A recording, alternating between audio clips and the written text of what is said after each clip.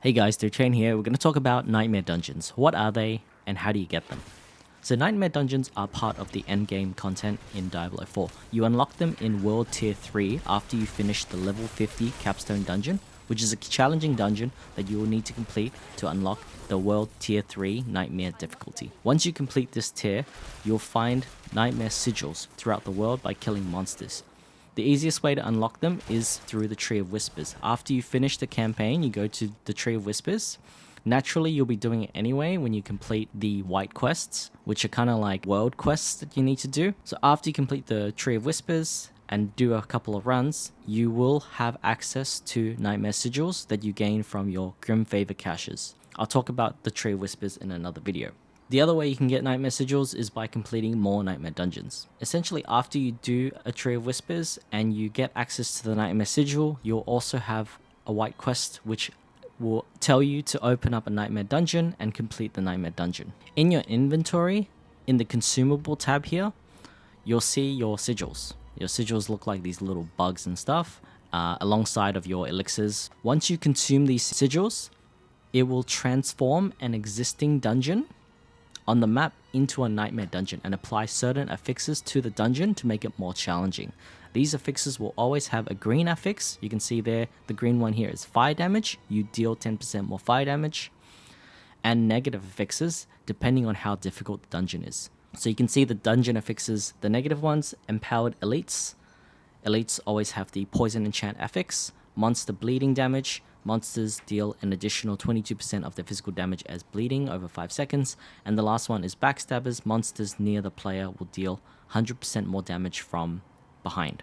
Now, in this particular case, you can see 3 negative affixes, but as you progress, you can get more challenging dungeons that have 5 affixes on it. And of course, you'll want affixes that kind of serve in your favor if you want the best time clearing the dungeons. So this is one particular sigil that I have. I have other sigils that have different effects on it.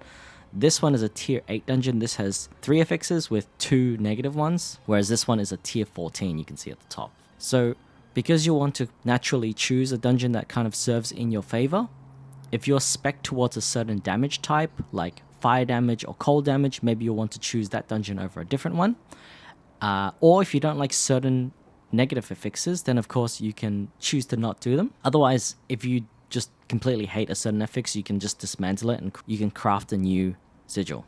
Note the other thing as well is it tells you the number of revives that you're allowed in the dungeon. Obviously, if you're playing on hardcore, this number won't matter for you, YOLO. But as you unlock more challenging dungeons as well, the number of revives that you're allowed will decrease. One really important thing to note at the top of the sigil is it tells you a tier number.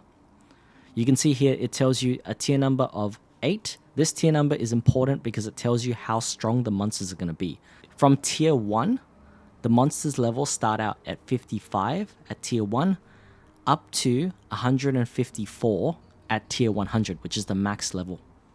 So since you're in World Tier 3, you also unlock access to sacred gear, which are much more powerful than normal gear that you'll find.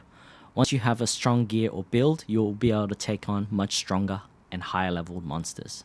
Now, once you've completed a few Nightmare Dungeons, for me it was about 4 to 5, you'll have the ability to craft new sigils or dismantle sigils at the occultist. So here I can see the option to craft sigils.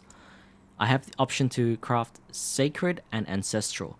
Note that for ancestral, even though I can craft them, I won't be able to enter the dungeon because it requires World Tier 4 in order for me to access it. But with these ones I can access, the sacred ones. You can see I'll have a chance to craft a dungeon within this tier range of 6 to 10, 11 to 15, 16 to 20. Now in the dungeon, once you complete all of the dungeon objectives, you'll be able to level up glyphs, which will be going into your glyph sockets on your paragon board. You can see here this particular glyph tells me that it's level 1. And so those orange numbers like crackling energy deals 2.6%. As you level up those glyphs, those numbers will get higher.